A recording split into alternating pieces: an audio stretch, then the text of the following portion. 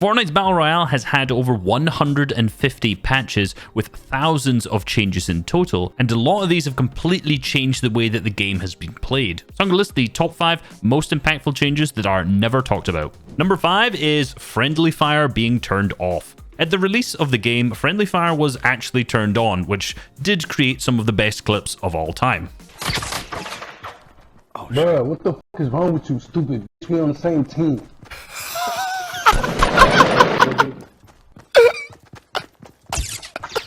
Bruh, stop fucking shooting at me.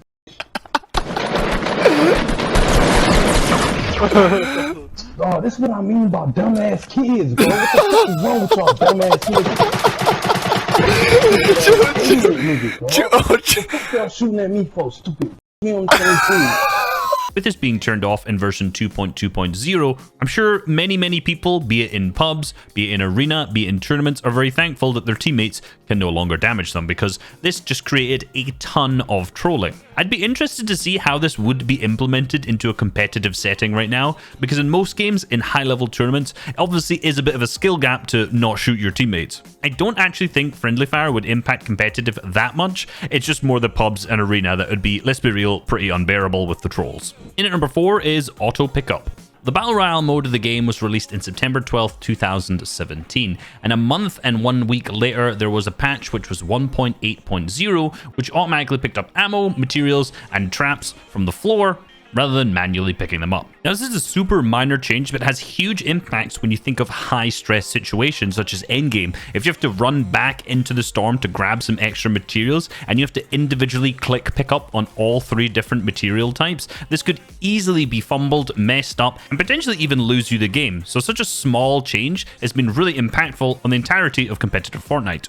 In at number 3, I would have reboot vans, but most people actually appreciate this change and actually talk about it. So instead, we're going to talk about the no build areas. Now, originally, you couldn't build on trees wherever they were. You couldn't build near chests, lampposts. A lot of these smaller items on the map in Chapter 1 just create no build zones, which were luckily, thankfully patched when it came to Season 2. And to show how devastating this was, even in Chapter 3 Season 1, there were trees, the new trees that were added, had no build zones on them accidentally for a couple weeks, and people clearly saw how frustrating this could be even in one small area of the map near Sanctuary. Just imagine if this was every chest, every piece of item that was not just a wall that you just could not build on. I still think there's a lot that could be improved here, in particular when it comes to arches, small little doorways and things like this that always just block the ability to build in. However, there's been huge improvements since the game's first release.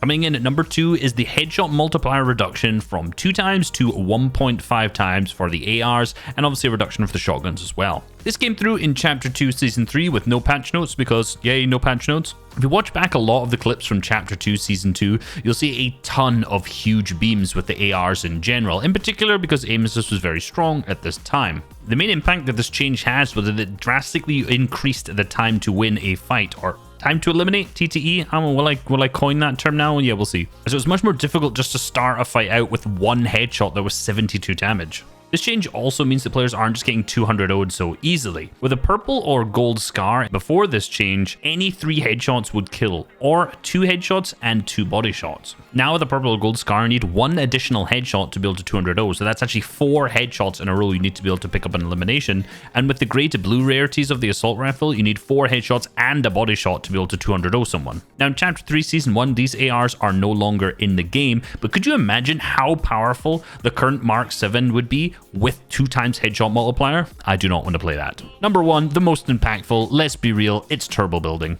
Turbo building wasn't actually introduced in the game until patch 3.0, so the first 2 seasons and the pre-season of Chapter 1 didn't have any turbo building at all, which meant that for every single build piece that you wanted to place, you had to individually click place build for that. Interestingly enough, the turbo build speed has been altered quite a few times throughout mainly Chapter 1. It was originally implemented at a 0.15 seconds, so if you were holding a build piece, say a wall for example, every 0.15 seconds a wall would place. However, you got to remember, you'll also have to add your ping in milliseconds onto that as well, because this is the amount of time it'll take for the game to recognize that you've been holding the button. Reese, why are you talking all this mathematical nonsense? Well, this timing is very, very important. The original timing and the current timing, by the way, is 0.15 seconds, as I've already mentioned. However, this was changed to 0.05 for a large part of Chapter 1. So to cut down on all the nonsense, if you had extremely low ping, 0 for example, with a really low turbo build time, it was almost impossible for someone to take your wall in that 0.05 seconds plus your ping, because it was such a short window. You basically have to macro to replace walls to ensure you did it in that small window. So it's now been reverted back to 0.15, which gives players of slightly higher ping more opportunity to take walls. You know, we've all played against French players, so theory sometimes is different from real life. I'd be really interested to see what the game would be like if turbo build was never implemented, because the mechanics would be so different and so much more difficult overall. Obviously, I'm not suggesting remove this, but guys like Raider464 would still have crazy mechanics, but would they be more impressive? Would they be less impressive? I don't know. Hope you guys enjoyed this video and learned a lot. Peace.